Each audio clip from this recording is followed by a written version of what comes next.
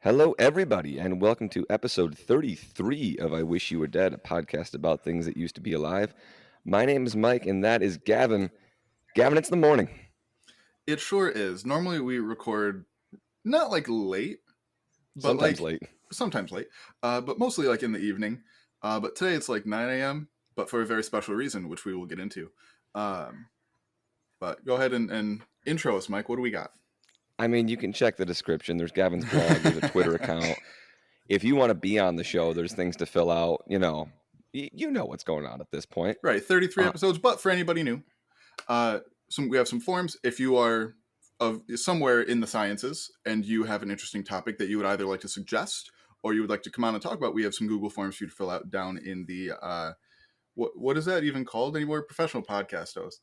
I usually just call it the podcast description or the show notes. Right. Show notes, that's the word. But yeah, today's going to be a really interesting episode, I think, that is potentially really controversial, even though it really shouldn't be. Which is definitely one of our brands, is things that should be controversial, but the two of us can agree on. Mm-hmm. So let's get to this week in science, Gavin. Pull out the calendar. I'm going to guess this one comes from the year 2014. Well, once again, you are incorrect, but no, like it's pull the fast one on you. We're not actually doing this week in science because we have some wonderful guests with us here. Me being wrong, like in a totally new way, is just that's kind of my happened brand. before. That's happened before because I ranted a little bit about some dinosaur news that really bothered me, and we didn't do it that day. So I pulled that was only like 2 weeks ago, 3 weeks ago. Come on. Mike. Okay, so we're not doing the calendar. We are not doing the calendar. Instead, we are going to have our wonderful guests go ahead and introduce themselves. So why don't we start with Emma? Why don't you go ahead and introduce yourself? Hi, I'm Emma. I'm a paleontologist based at the University of Birmingham in England, and I generally study how biodiversity has changed through time, and I particularly focus on animals that lived on land, like the dinosaurs. I'm delighted to be here. We're delighted to have you. Gavin, we have a guest on the podcast. Not just one. We have two.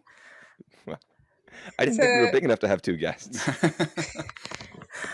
Is that my cue to introduce myself? Absolutely. Go ahead. So, everyone, I am Nussaïbah. I'm not also because Emma just finished. He's already done with her PhD. I'm doing my PhD here in paleontology.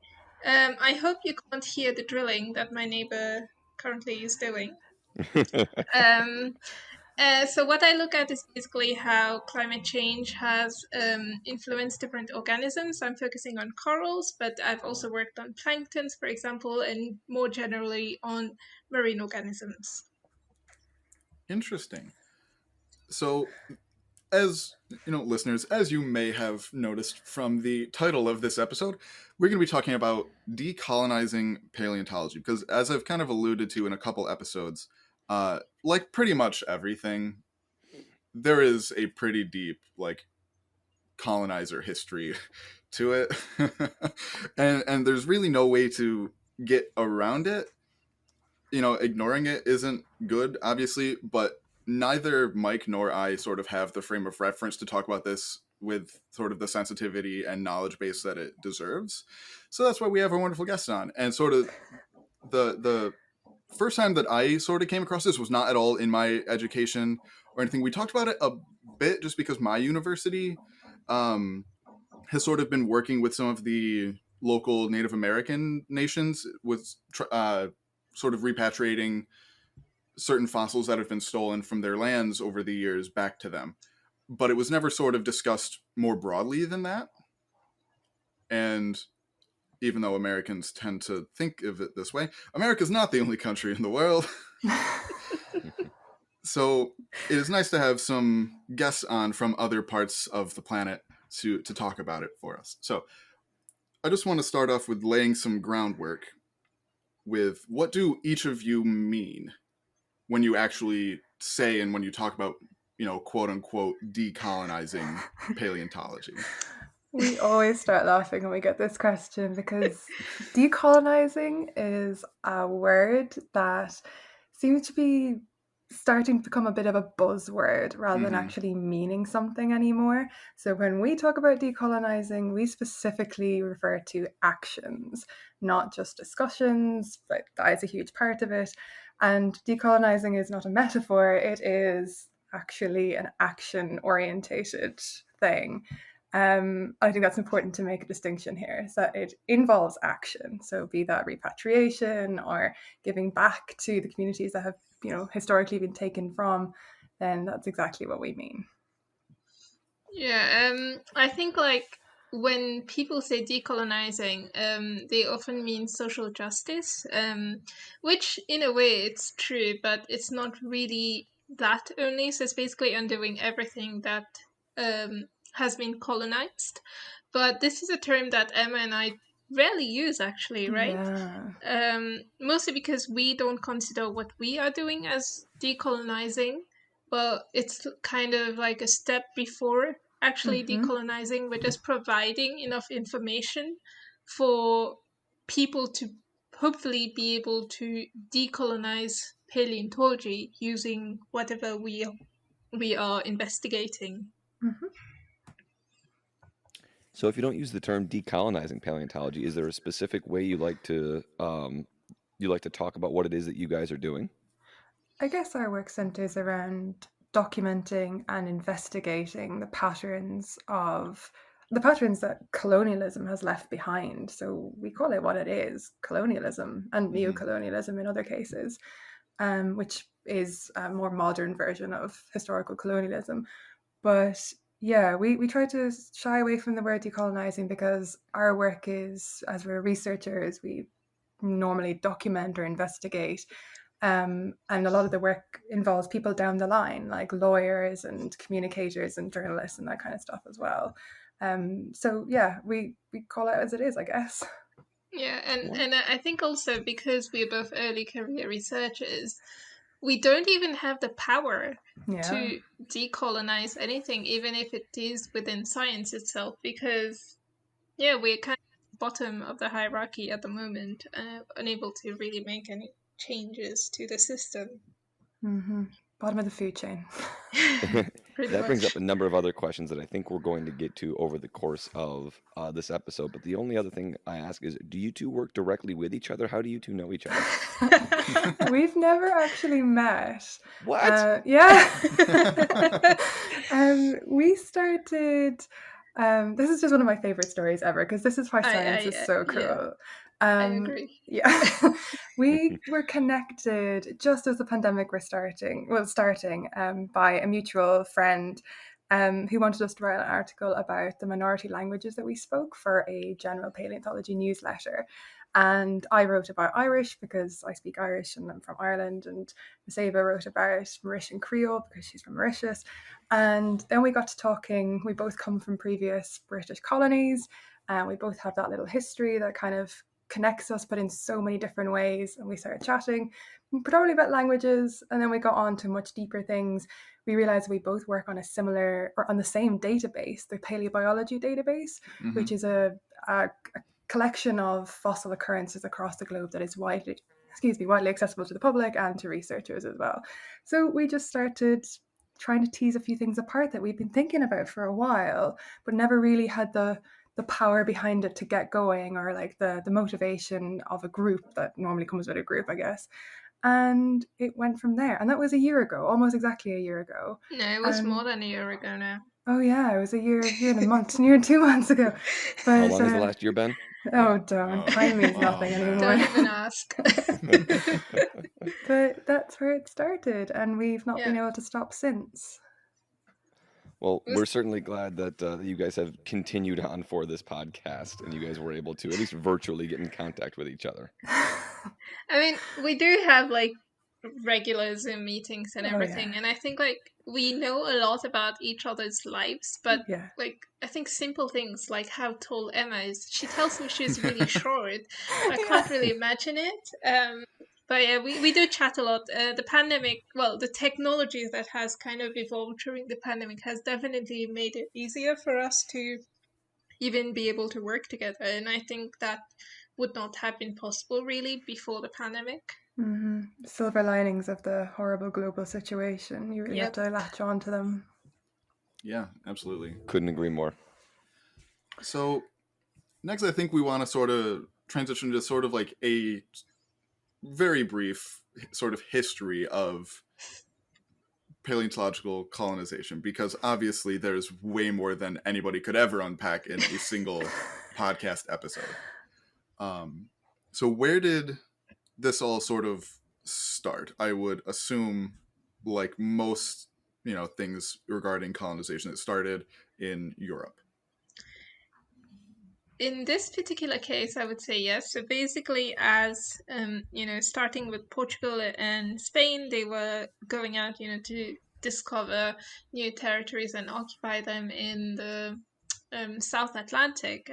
Basically, they were finding new things which were new to them, but obviously not new to the people who were being colonized. And what was happening is that they were bringing these things back to the imperial capital.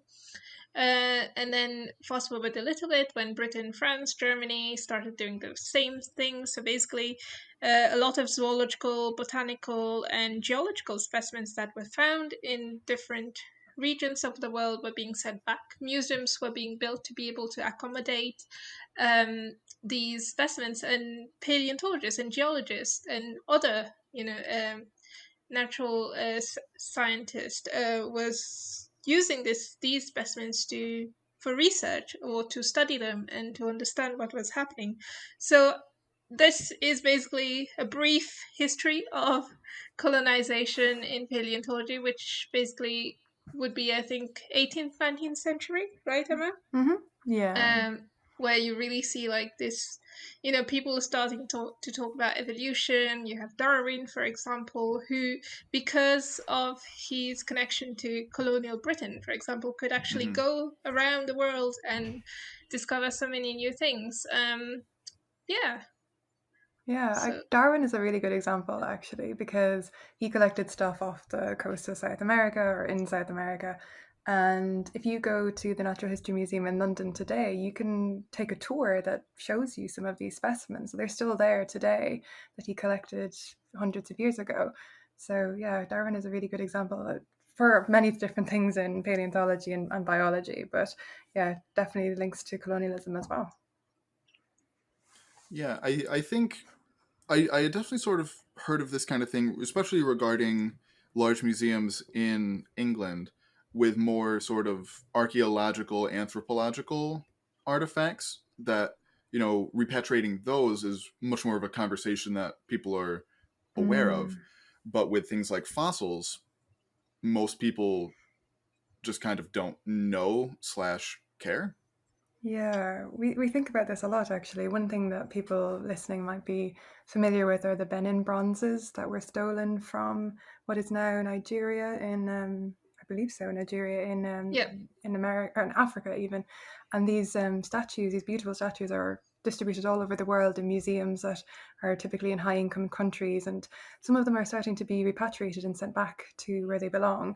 And absolutely, the conversation definitely does center around archaeology and anthropology a lot more. And our thinking is that might be because there's a human connection there. So we're connected and we understand about human artifacts and stuff related to archaeology because it's more recent. Whereas when we think of, say, dinosaur skeletons or even something that people might consider more or less interesting, like bivalves, little shells and stuff like that, these kinds of things are, they're only animals, like they're only fossils, chill out, don't worry about them. They'll be fine. It's not the same thing. In that case, then cultural heritage doesn't apply because, they're long dead animals. Like who really should care? I've been thinking of something recently. I don't think I've told this to anyone yet. So there you go. You guys have the scoop. I was exclusive on the podcast, everybody. But when we talk about archaeology, it's always like, it comes from Nigeria, for example, or it comes from Brazil. But every time we talk about fossils, it's less about where it comes from, but rather at what time it used to live. So, for example, when you think of fossils, you would always say, it was in the Jurassic or it was in the Cretaceous, and not that it was, found in Brazil or what is now Brazil and things like that. And I think this tends to then disconnect this geographic component of different things Yeah. We definitely to have a fossils. 4D Yeah. view on it, where you add the dimension of time. Exactly. Yeah, and I think there's even that sort of extra layer as well, where it's like, okay, well, at the time it wasn't, Brazil. It was just this area that happened to end up being called Brazil by humans, however many million years later. Yes, I've heard the Exactly. argument actually that fossils don't know political boundaries, but they do. They're here now, and they mightn't have seen political boundaries when they were alive, but it's just their hard luck to be uncovered in a time when political boundaries mean a lot. But at the same time, you could say the same thing about the Stonehenge or Yeah. the Colosseum in Rome. Like when these things were actually built, Britain as a political entity did not exist, or Rome existed, but Italy did not exist. So if we were to adopt these views to what is currently in, for example, in Europe, then a lot of things would be like not related actually to those countries. Yeah, absolutely. And even with that, even if the fossils don't know political boundaries, the people who dug them up certainly do. Mm-hmm. For sure. Yep. At least they should. Exactly. I was going to say that. So with that sort of history, what are some? Do you have any examples of some famous species, different animals that people might have heard of that have famous stolen specimens? The one I normally think about, Nussaïbah can probably tell you more, is the dinosaur skeleton that's in the Natural History Museum in Berlin that came from Tanzania. Maybe you know enough about it to say more? I know a little bit. So this is how, when I started looking into colonialism and paleontology, this was the first thing that really popped up, because I have been to this museum. I mean, I live in Germany, Berlin is not so far away as well. And you have this like massive, I think it's a Brontosaurus or Giraffitan. I think it's now Giraffitan, yeah. That stands in the hallway as soon as you get into the museum. It's really impressive. But this was actually dug up during the time that Germany occupied parts of Africa, like especially Tanzania, the Tendaguru Formation, where this was dug up.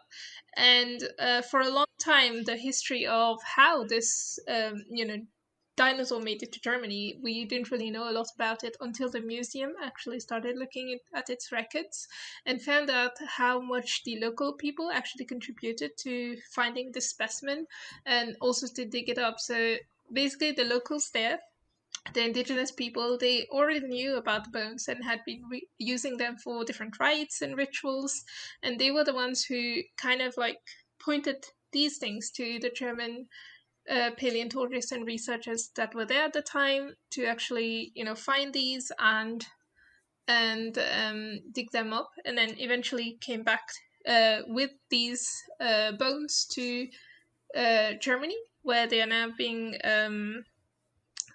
exhibited in the museum. And for a long time now, there's been a conversation between Tanzania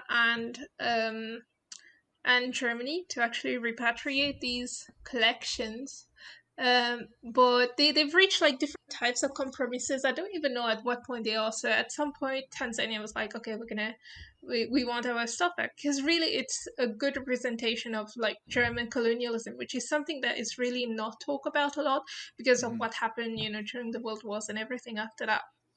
And then they reached a compromise that they would train Tanzanian paleontologists instead of sending it back because supposedly it was too fragile, or they didn't have any space there to put them to actually take care of it.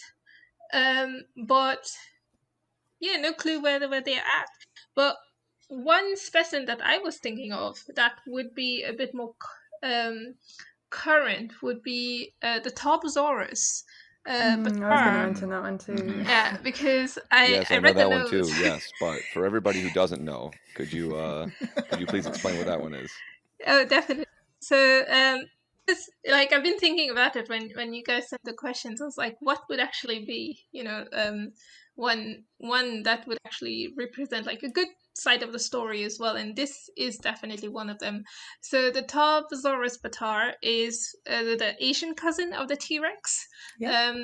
I would say, and it was found in I think Mongolia is the only place where we can find this specimen, and it was smuggled out of Mongolia, as many fossils were, since the early 1990s.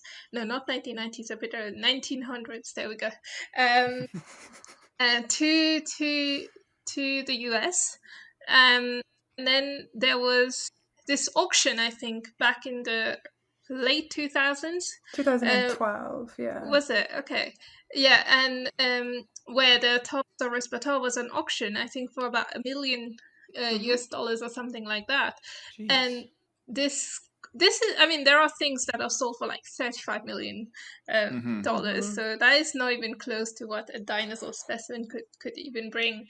But this was actually found out by a Mongolian paleontologist. I think she's called Bolo Minion.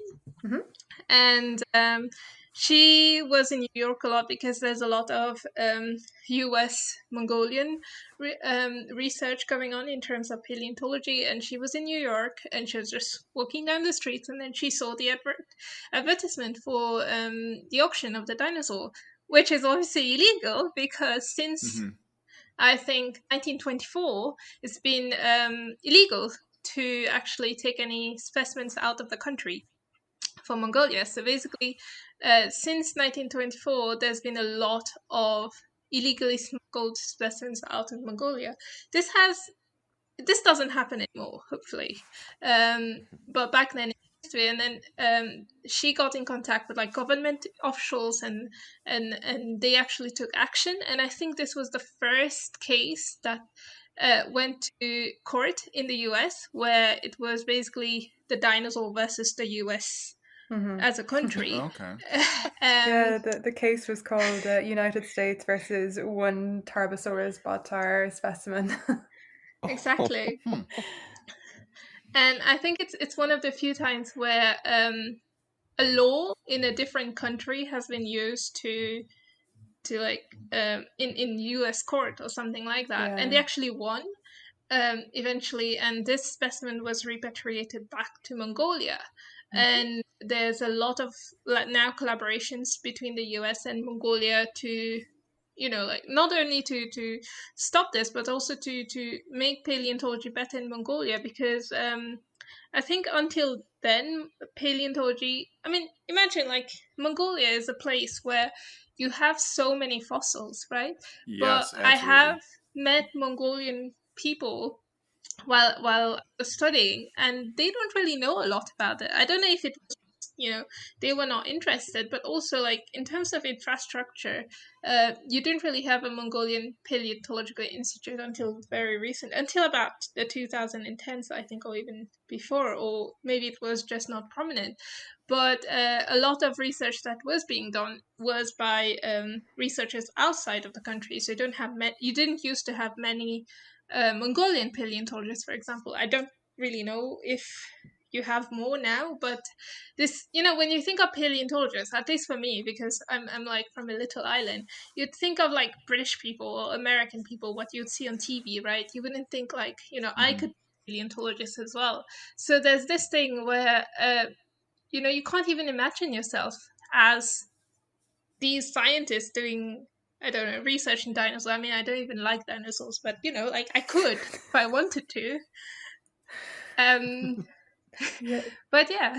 The scientist that was involved, Bolar Minjin, she actually set up the Institute for Study of Mongolian Dinosaurs in, I believe, 2007, so just around the time that this was all happening.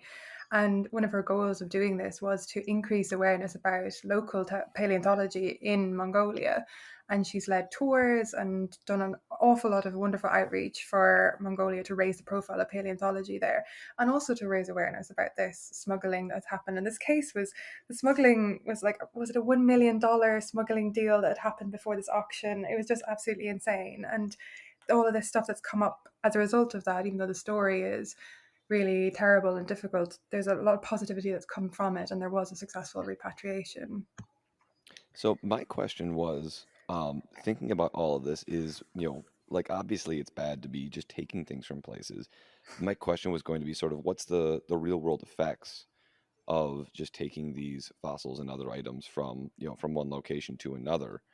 And it sounds like, just in you guys talking, there's been sort of the money aspect. These things are just valuable and you're taking them from places that could use that, either from tourism or from whatever else. And then as well as, kind of the human cost. You're taking away an opportunity for people to, right in their own backyard, want to learn and study and learn more about whether it's paleontology or archaeology or whatever the specific, the case might be with that. Is that about right? The actual real life costs of this happening or, used to happening?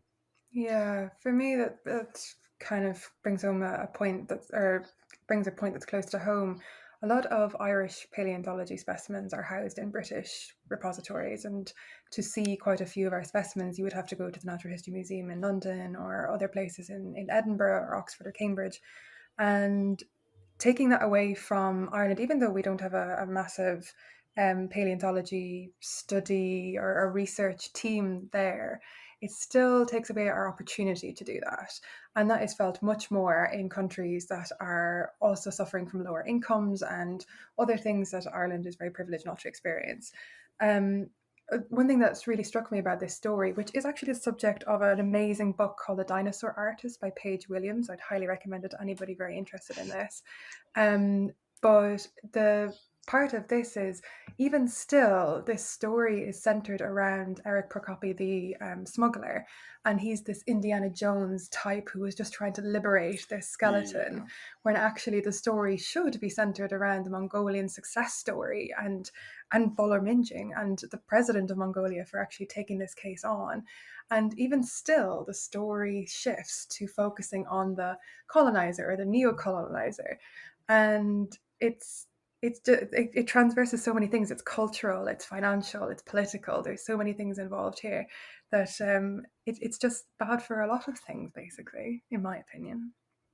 I totally agree. Like, I come from the island where the famous dodo was found, right? And it's the same as Emma said, like, we don't have any dodo specimens in Mauritius. I mean, not that there are many to start with, but they're all either in the Netherlands or in the UK.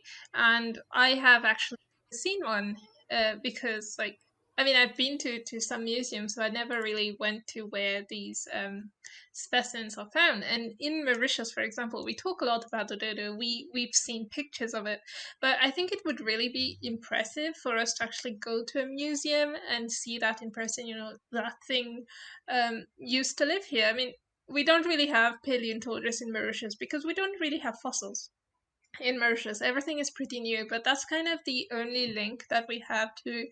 I mean, it's linked to colonialism as well, but it's like a representation of extinction in the modern world. And imagine like living there and not really knowing these things.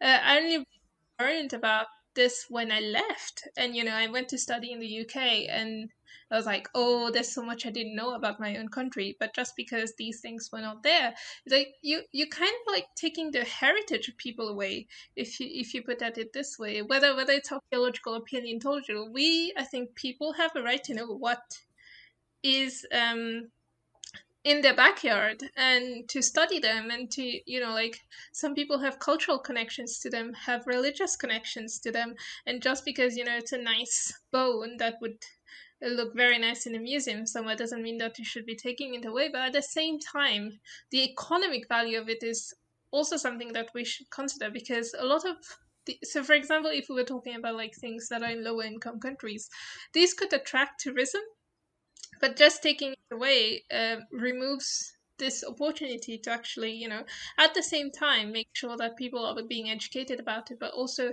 you know, get some money to be able to do this. And I think this is really important. Yeah, I totally agree.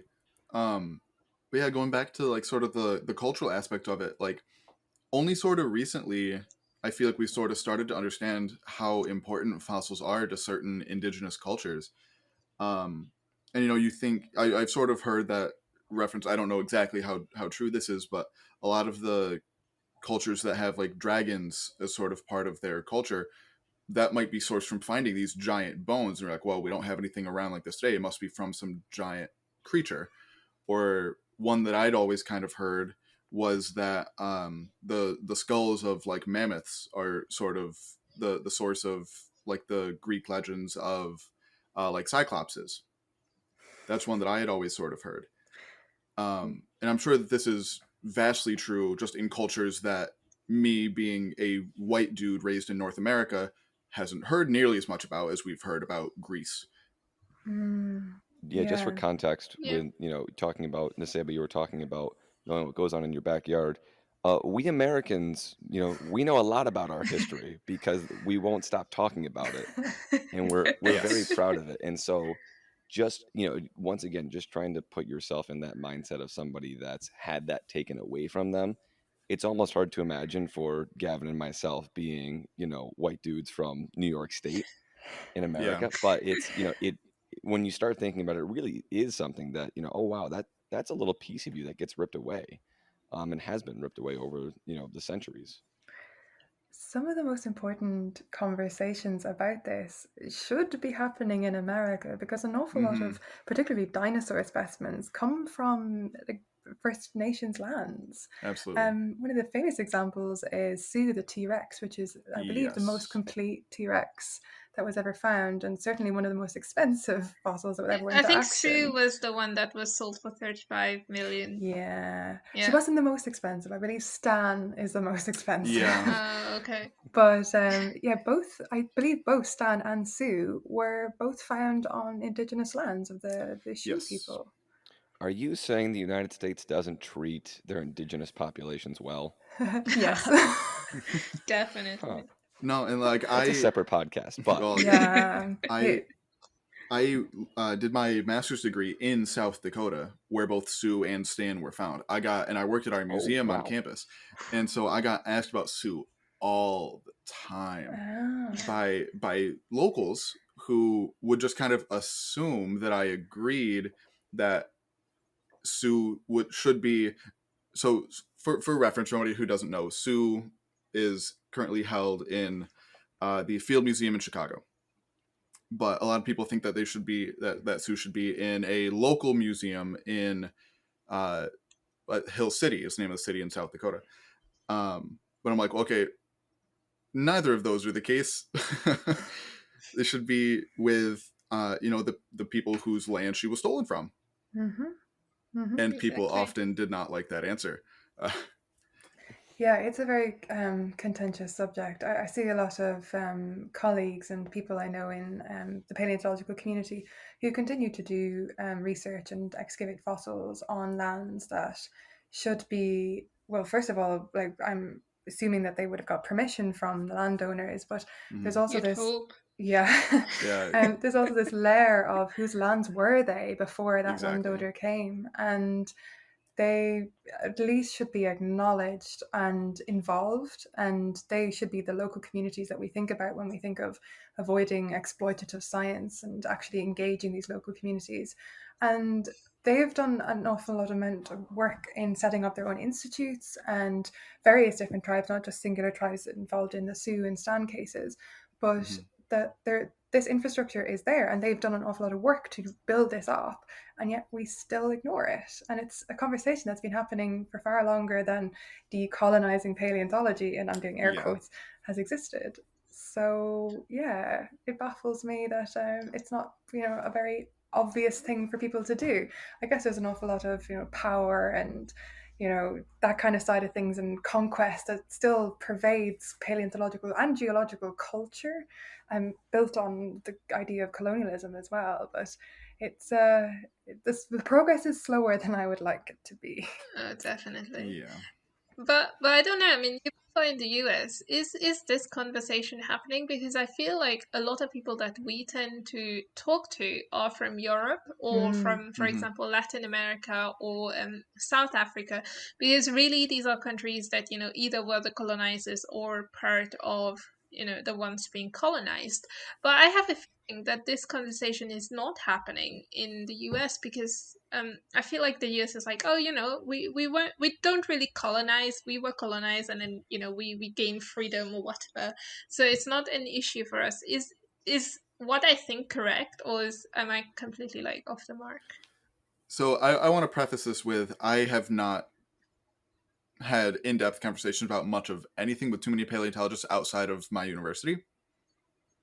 But so at my university, it was talked about a bit, mostly in reference to there was one particular summer of field work where we found many bison skeletons, and they were like just barely subfossil. So it was like, okay, and I believe they were also found on like federally controlled land, not indigenous, you know, set aside for them, even though all of it, you know, whatever.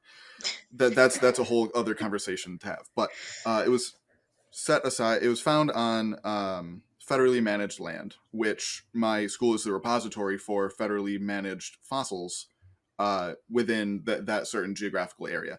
But because they're bison, which are very sacred and very culturally important to all of the First Nations in the Great Plains, there was quite a bit of a heavy conversation about that. That was well before I got there.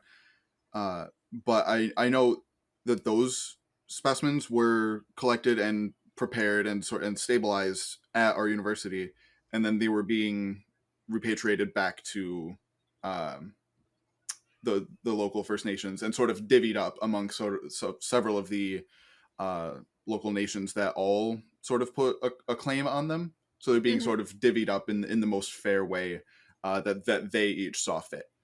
That was the only extent that I really dealt with it at all, just because I worked in our collections. I came across a handful of these specimens, and I was just kind of curious about them, so I asked somebody. But it's not like it was told, to us in any of our classes or anything like that. But very broadly, I would definitely agree. Just sort of circling back to, is this happening in the United States? Most likely no, not nearly as much as it is in probably Europe and Africa, and that's not to say that's happening enough there either. But you definitely hit it on the head with just talking about the American mindset, where it's like, oh, we were colonized and then we got free and then naturally expanded west, as was our right to do. Exactly.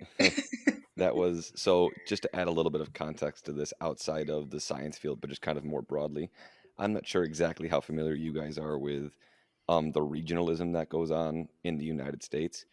But if these conversations are happening, they're probably happening in particular areas of the United States. And there are other areas of the United States where sort of that founding myth and the it was our right and manifest destiny and all of that, that is probably, the more dominant part of the conversation in certain, we'll say, southern parts of the United States. So I don't know if that is entirely the case. Okay. Having lived in South Dakota, where which is not the South. No, but it is a very its politics aligns generally quite well with the South. But but there's generally a much higher indigenous population in the Plains states than there are on the coasts, especially the East Coast of the United States. So that was just something that, if you grew up in the East Coast and then you did your education on the East Coast and then you now are an academic on the East Coast, that's probably just something that you've never had to experience.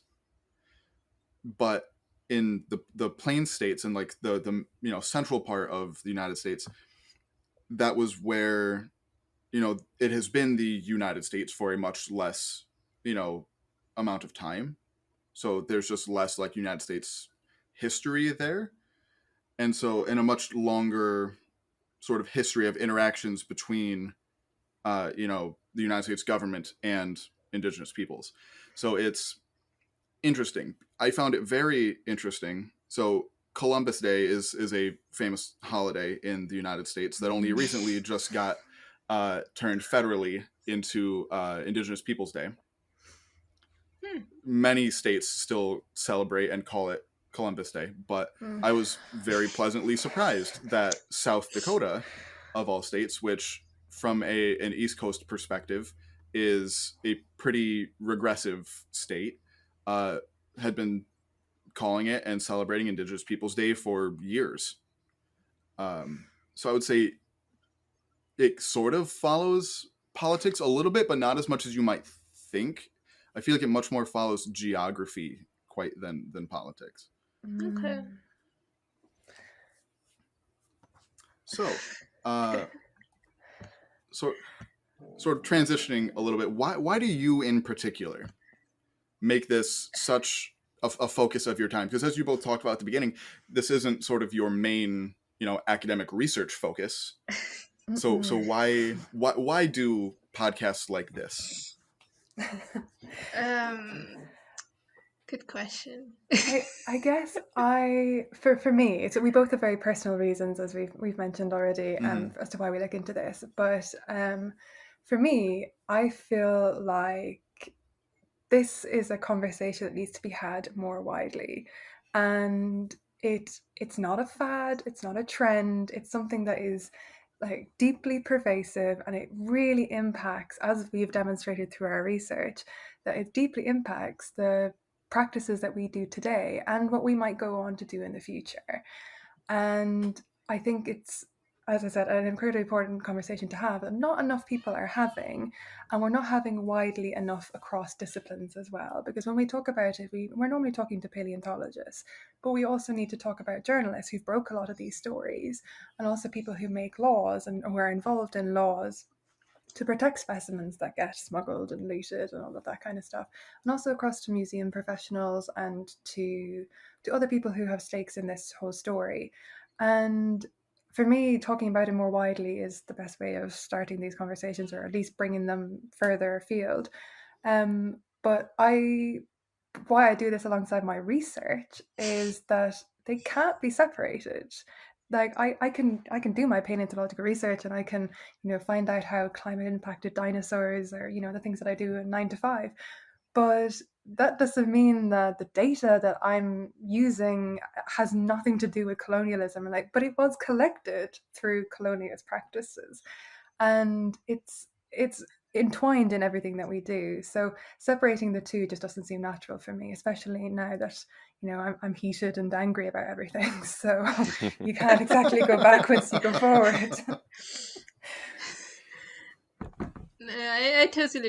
It's basically the same for me, because I think we both started thinking about it was through the work that we were doing as researchers, because this is something that we talk about in paleontology, like sampling bias. If we manage to get rid of the sampling bias, we'll have a better view of how, deep time diversity and evolution happened, and we'd understand it more. But what we call the sampling bias is not only physical, it's also like human, and it's actually humans who also contributed to this through the ways that they collected fossils and at different periods of time. And for me, at least, like, the reason I do this is basically because I feel like I have the skill. I don't know if Emma would agree to actually give people data, because I get so angry when these things are in front of you, and then there are these people in power who are like, oh, but we don't have any data, so it must not be there, or we don't have enough data to actually do this. And I love data. I work a lot with data, and I'm like, okay, well, I can do this. This is something that like I can do very easily, so I will provide you with the data so that you don't have an excuse anymore to not do anything about it, because it's just ridiculous. Alongside the skill to do this, I must also mention my privilege in being able to do this as a white woman from a high-income country and working in another high-income country. It's a lot easier for me to use my voice for these kinds of conversations, and to kind of stop people when they don't consider them, or at least, I won't get in as much trouble, or I won't feel as much of a backlash when I start these conversations or when I start calling people out. Whereas people who are much more racially diverse or from countries that aren't considered high income, they might feel an awful lot more pushback or an awful lot more discrimination on the basis of this. That when Nussaïbah mentioned about people are always wanting data, sometimes data is not even enough for them, so you just need to be the thorn in their sides. Yeah. And persistence is a skill as well. Now, I assume you're having most of these conversations with other scientists. Mostly, yeah. Other What kind of paleontologists. pushback do you get from them? Like when you're having these conversations and they try and put what does that conversation usually go like? I've always shied away from mentioning the stories that we get from other scientists, but I'm going to give an exclusive as well. I had a rather senior scientist when I asked them about their work in one of these countries that we see a lot crop up in our research. I'm not going to give too many details. But one of these countries frequently experiences parachute science, so where people go in, take what they want, and leave and bring it back to places. That's a great term. Yeah, it's a really important term to remember. We probably mentioned it's a bad it quite term, a lot. but Yeah. It's also called, very visual term. Yes. It's also called helicopter research or exploitative parasite science. Parasite science, yeah. Lots of imagery here. So a country that very frequently experiences parachute science. And I asked them about their experience of the research culture there and whether these conversations were happening in the country, because they had done fieldwork in this country, parachute science, of course. But when I asked them about it, very politely on an email, they told me to stop doing this research and stop sticking my nose in where it wasn't wanted.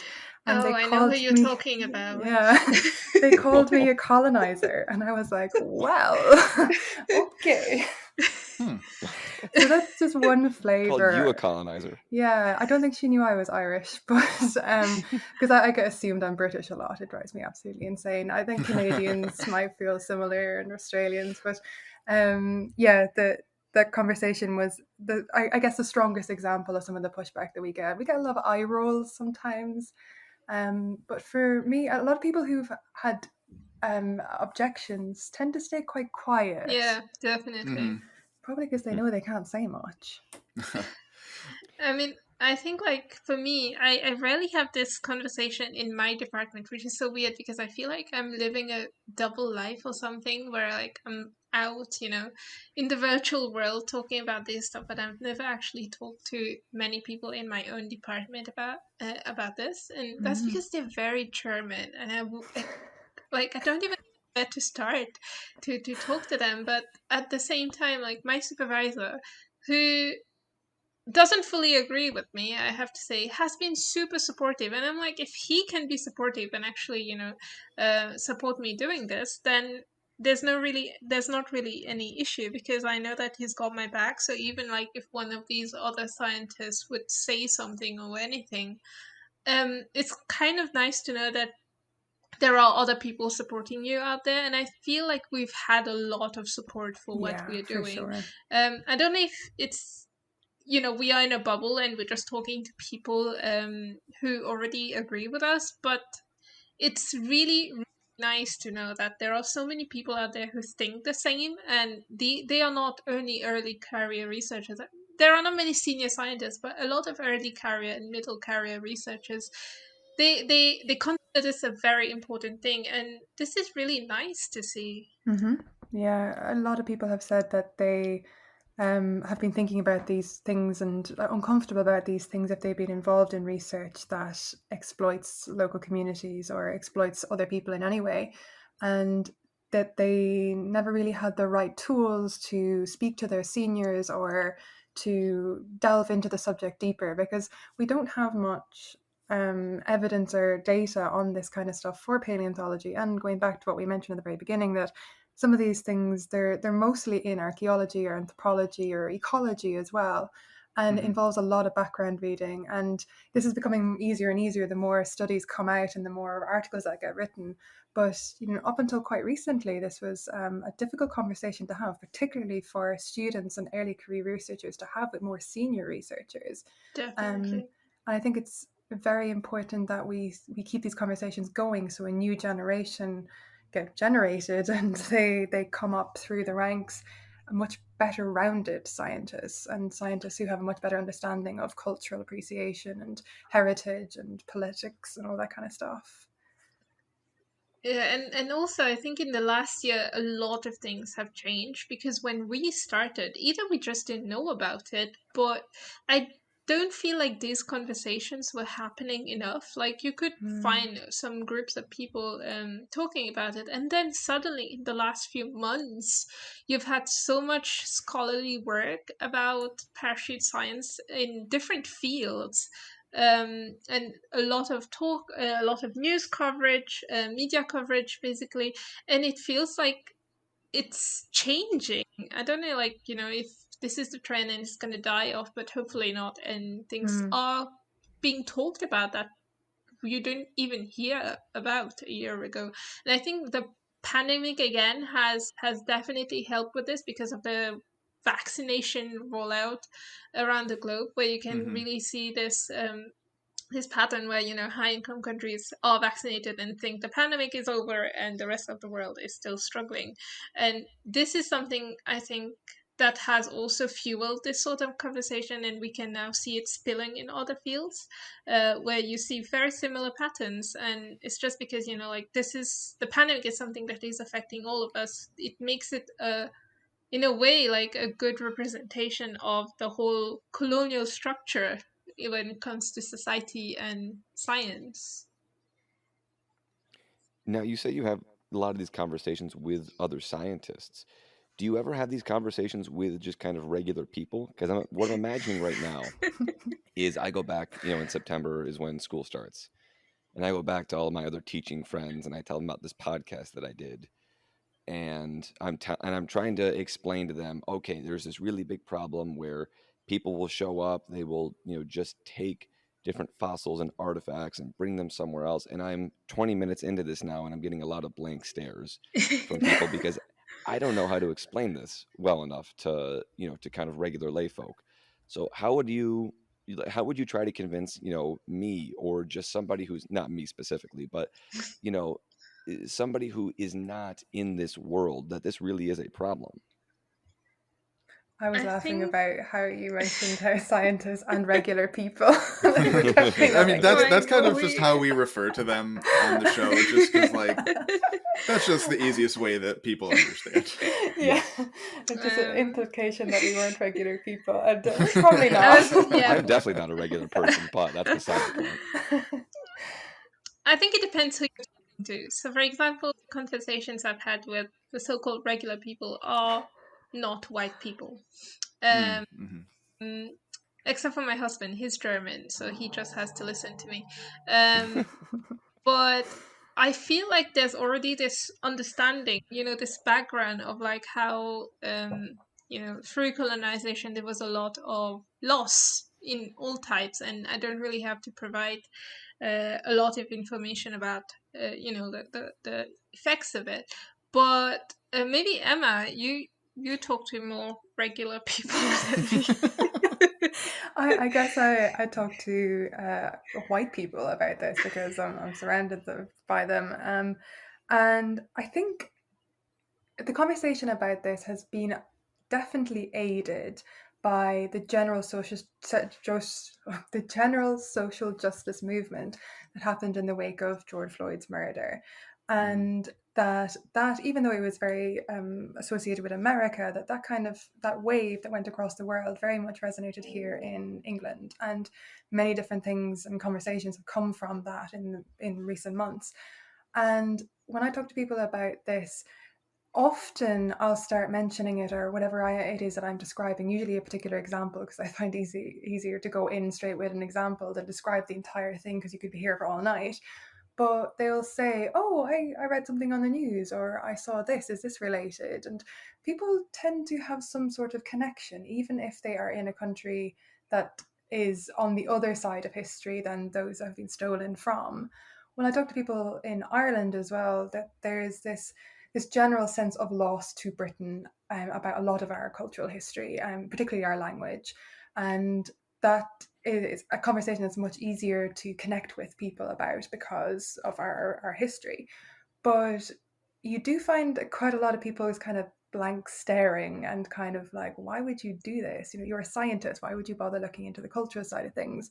And then I get to go on a rant about how science is political and how science is not this separate entity that we just deal with on on Tuesdays we do science, so yeah, that I'm the killjoy at the dinner table, but I've always been that, so that's slightly different.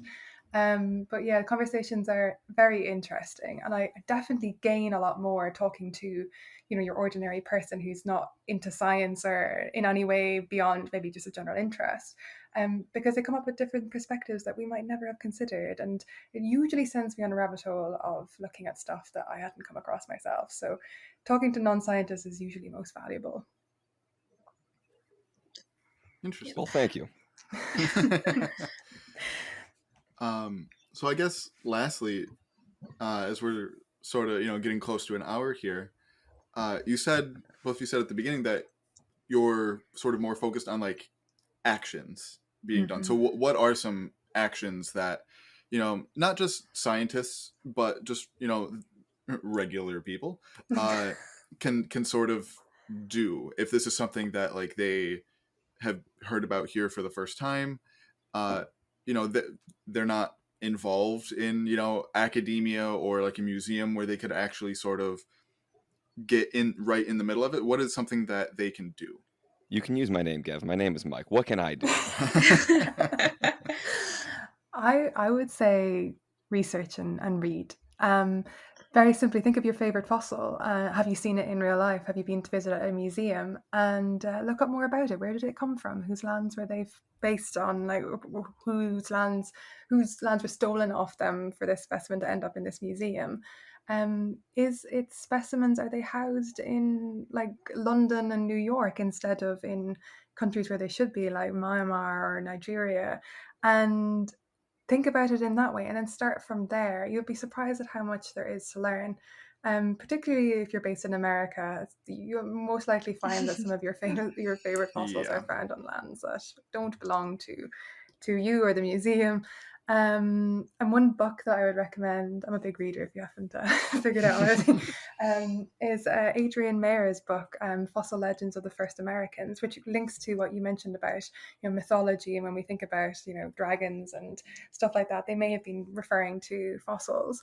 So there is so much reading about this kind of stuff, and there is so much scholarly stuff that's gone before us in many accessible terms as well, that you don't necessarily need to be an academic to understand. But definitely, I would say start small. Think about things more deeply. Where are things from? Where have they been taken from? Why might this be a bad thing? And building on knowledge and basically relearning and not taking everything for granted. I think I've got something a bit more practical than if you go somewhere and you find a fossil, leave it there, take a picture, ask a paleontologist about it. First of all, it might be for you to even collect it. So do not put it in your pocket. Unless you're really sure that you can actually bring it home. But if you do find something, like contact your local museum or contact your local paleontologist. I hope people have a local paleontologist. I don't. But maybe this should become a thing as well. But basically ask questions. Like if you find something, that looks really cool, ask questions. Don't just bring it home and put it on your shelf and then brag about it. Be more useful. Yeah, I think changing our mindset of fossils as curios and things for your mantelpiece. The fossils have like a much broader history. They have both a scientific importance as well as a cultural importance. And collecting them and bringing them home and not really doing any more things with them is, it's all well and good, but you might be breaking a law, or you might be taking something away that's very scientifically important. And I think we need to stop thinking of paleontology as just something that sits on the edges of science and collectors' interests or enthusiasts' interests, and actually like outside the realms of kids' books. This is a living, breathing science that has a deep history, both geologically speaking and historically speaking. So yeah, I think it's really important to give paleontology or paleontological specimens the context they deserve. You both mentioned different laws that might exist, wherever you might be. Is this something that federal or local governments should be you looking into? Are there kinds of laws that have been proposed or that have been passed in some areas that could really go a long ways towards helping this, or is this more of an individual, kind of collective action problem? This is another podcast. Well, we'll have to have you back because I definitely enjoyed this conversation. This is something that is very much connected to colonialism and what we're doing, because a lot of countries have erected laws that protect their cultural heritage, their national fossils. Examples are Brazil, Argentina, China, Mongolia now, Morocco, Egypt, a few other places like that. And even the UK have laws, but nobody really knows about them. So yeah, laws are something that can definitely stand to protect fossils in this way from going into the hands of people that don't appreciate them or would seek to damage them or take them away, and basically to be more ethical and all that kind of stuff about fossils.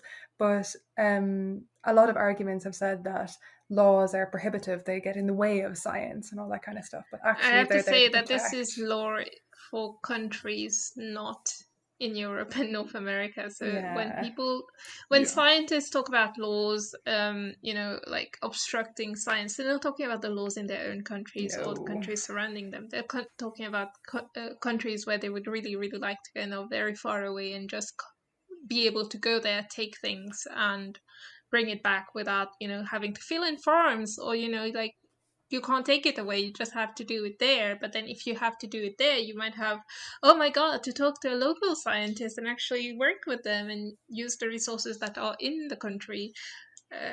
Outrageous. But yeah, like, I have to say that a lot of time when we talk about laws, for some reason it's always like in lower income countries that where it becomes really inconvenient. But for example, the US has a lot of laws, I think, federally and also at state level. Canada is the same.